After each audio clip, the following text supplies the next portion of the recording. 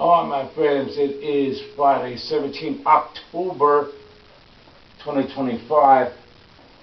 I released that last video on Wednesday at Truth Talk, and I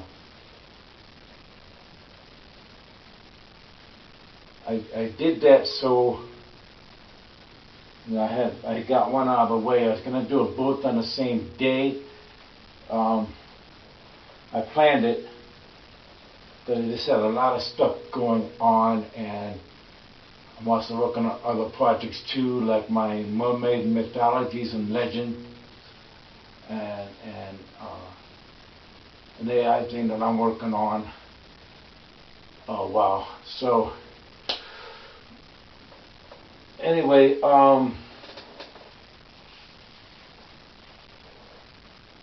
well, Halloween Truth Talk is going to be on this one, along with my No Kings Rally that we're going to tomorrow in Deming, New Mexico. So if you're not haven't attended the No Kings yet, you have to do it. And they had a lot of fun in Portland, dressing up as toads and all that stuff. So yeah, let's do it. Let's get out there. Let's protest this dictatorship and this fascism. I'm a proud anti-fascist, Antifa. They want to call us Antifa, whatever. But I'm proud to be against fascism. I'm proud to be against the dictator Trump. I'm proud to stand for democracy. I was proud to serve my country. But this is no longer the country I served. It is really going downhill. Alright, I'm going to talk about that, but let's get to the Stingy Jack part first. So it's going to be kind of like a three-part video. The Halloween part right here, Stingy Jack. It's just a short story. Alright, an ancient time ago, oh wow, a man known as Stingy Jack died after making a deal with the devil himself. He was to walk the roads in between the earth and the heavens for 10 years. The devil gave him one eternally lit piece of coal to roam the worlds, so the light is way in between the dark worlds, okay? So he made a carving out of a gourd and put the coal in it to light his way in the dark netherworlds. Right? So today we carve pumpkins, not squash or gourds. Yeah, but the original things carved was squash and gourds. Right? Stingy Jack was an evil man. And he walked the road out of repentance. I don't think the evil of Stingy Jack, honestly, is matching the evil of Trump and matching the evil of people like Hitler and Mussolini. And Trump is no different than those two dictators. He is just as evil. Okay?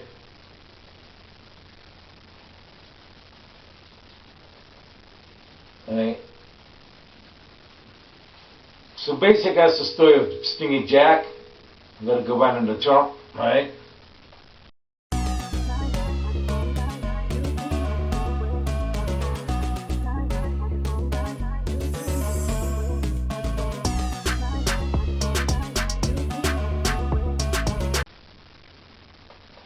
Trump was arresting migrants. Talked about that in my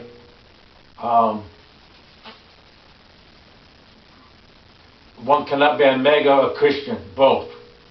It's impossible to be MAGA and Christian both. So I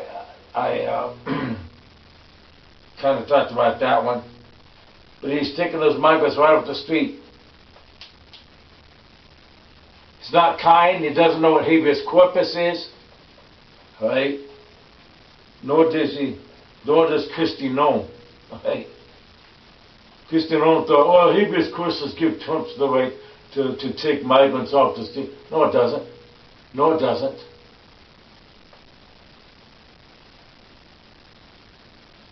And technically, that means one body, the body. So basically, the people that you arrest, they have to appear. All right? You can't take and charge people without due process of law. And they're not even doing that. They're not even they're breaking windows of cars.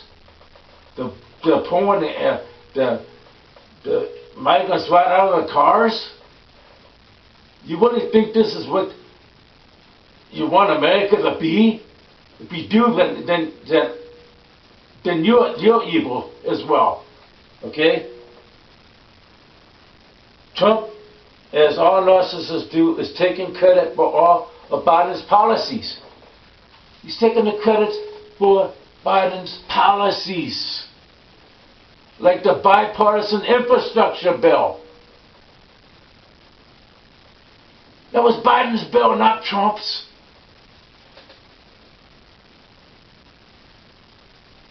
That was the bill, H.R. 3684, the Infrastructure and Jobs Act of 2021. The Infrastructure and Jobs Act of 2021. Trump wasn't president then. Trump didn't negotiate this bill.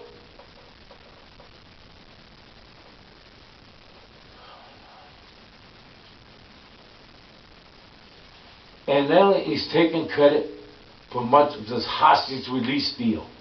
Alright? I'll give Trump a little bit of credit for getting the last 20 hostages free. The last 20. But Biden got 148 hostages released.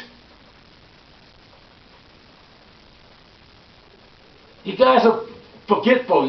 The MAGA and the Republicans, you guys are forgetful.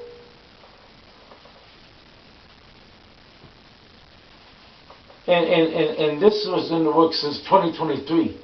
Biden has been on the works since 2023 trying to get all these people released. Remember all the people he released? Remember all the prison swaps and everything he did to try to bring hostages home and everything else too? Trump's taking the credit for all that too. That's what narcissists do. Then they project their evil selves onto others. Look at his so-called truth social post. Wake up! All right, let's get to some stats here. Okay.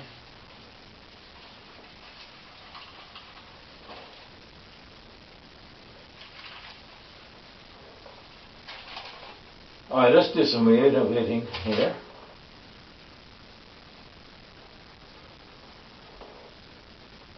Under the old FBI director appointed by Trump, Christopher Wray, right?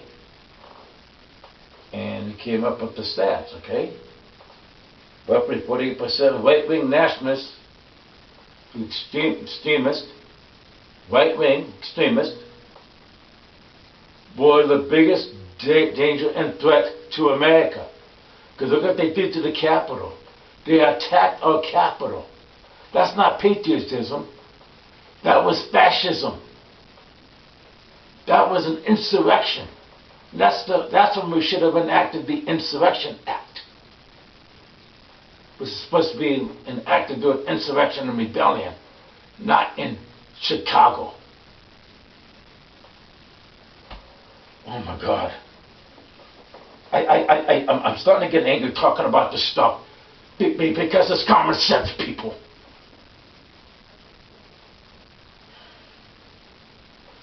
12% of the left-wing environmental extremists destroying oil things, blowing up things like that, you know, and for the cause of saving the environment. I'm all for saving the environment, but I'm not for blowing up things and stuff, of course. Then about 8% of the violence in America was roughly by Asians, 4% roughly was Islamic extremists, and 2% was actually 1.8%. I rounded it up to 2. Were migrants. Migrants. 1.8% were migrants. So the biggest threat to America, and still the biggest threat to this country, is MAGA and Trump himself, the right-wing extremist.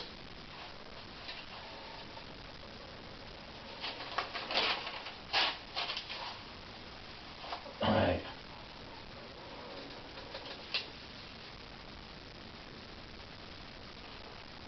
Political violence. Political violence. And it's surging under this Trump regime. I'm calling it what it is. It's the Trump regime. Political violence surged in the 1960s. So I still have my hair loose. I'm trying to cover up this bump. I'm getting this bump off my face on the 24th. So pray for me. Those who follow me on my main channel, Kicking It with the Krovskis, I'll be doing a health update on that channel after my surgery. My face will probably be wrapped up. I'll look like a mummy. Right? Okay, so in the surge in the 1970s, 60s and 70s, okay? It was perpetuated more often by radicals on the left. At that time, it was the radicals of the left, focused on destroying property, government buildings, and infrastructure. It reigned in the 1980s. The 1980s, it went down, okay? It reigned, completely reigned. But in the 1990s, it came back. Now, this time, the opposite. It came back with the right-wing extremists instead of the left wing, okay, in the 1990s. And that was starting with the Oklahoma bombing by Tymon Bay, killing 168 people, including children. And it was motivated by his government and militia views, all right? In the decades since, right-wing nationalist extremist political violence is increasing. In the decades since, right-wing nationalist extremist political violence is increasing. Right-wing. MAGA. And that's one of the biggest reasons why it's increasing right now. MAGA. And the dictator we have in the White House. Right-wing extremist violence is the most common political violence. And the most deadly. The AJ study on political violence, 1990 to 2024. Far-right extremism, roughly 227 acts, 520 deaths. Left-wing extremism, roughly 42 acts, 78 deaths. These are the stats, these are the facts. The number of far-right attacks continues to outpace all other types of terrorism and domestic violence in America. This was explained to Congress, like I said before, by Trump's appointee of the FBI, Christopher Wray, in 2019. In 2019, he explained it to Congress. While white supremacist violence is what he called it. White supremacist violence. The far right. Right? Wow. And that's really all the notes that I had. Alright. The two-top and right supremacist balance. I explained some of the other stuff that's been going on. And some other sad news that's happened. The loss of Ace Frehley. I guess it'll just be a sad news part. Loss of Ace Frehley, the lead guitarist of Kiss. Apparently he fell in the studio. He hit his head. I guess he didn't think enough of it, and then it caused some type of damage or something. And it's kind of read it, and ended up killing them. Oh my God! Oh my God! It's a big loss for me because I was always a diehard Kiss fan. I'm still a diehard Kiss fan. Even though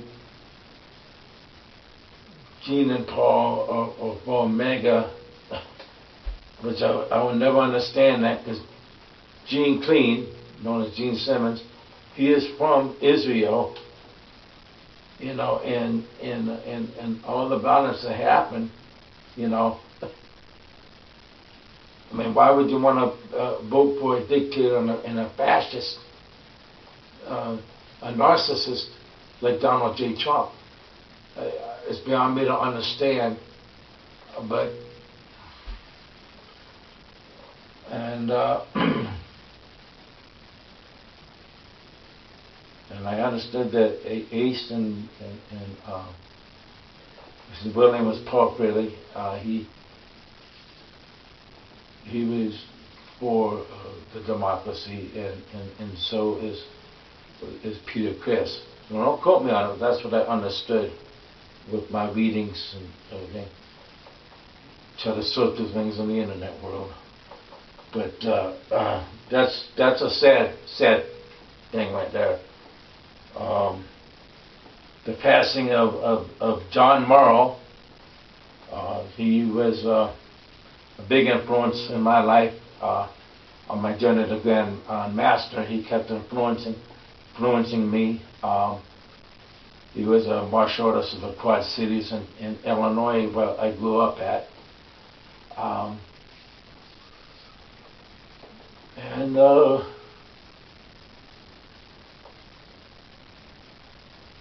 And then personal prayers, you know, for my family, for my face, and all that stuff. But that's all I'm gonna say right now. I'm gonna add to this at the No Kings protest. See you guys there.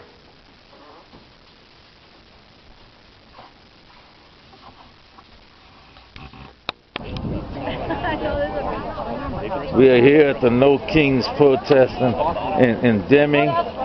My wife has no kings, no dictators, right to democracy. USA. That's right. What do you say, Joe? Yeah, gotta get rid of him. Oh, yeah. Okay, put your sign down just a little bit. Go. Go.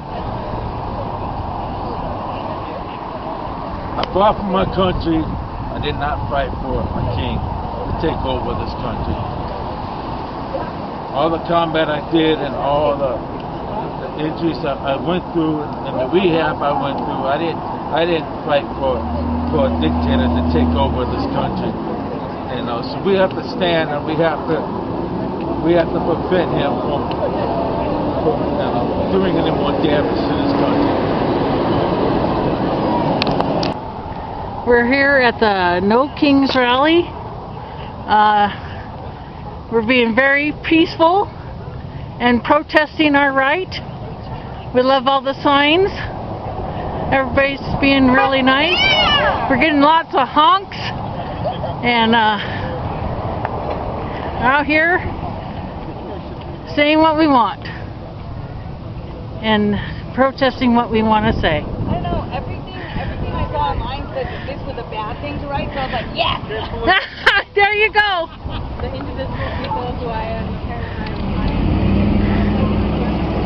So we're out here protesting and being very peaceful. Thank you.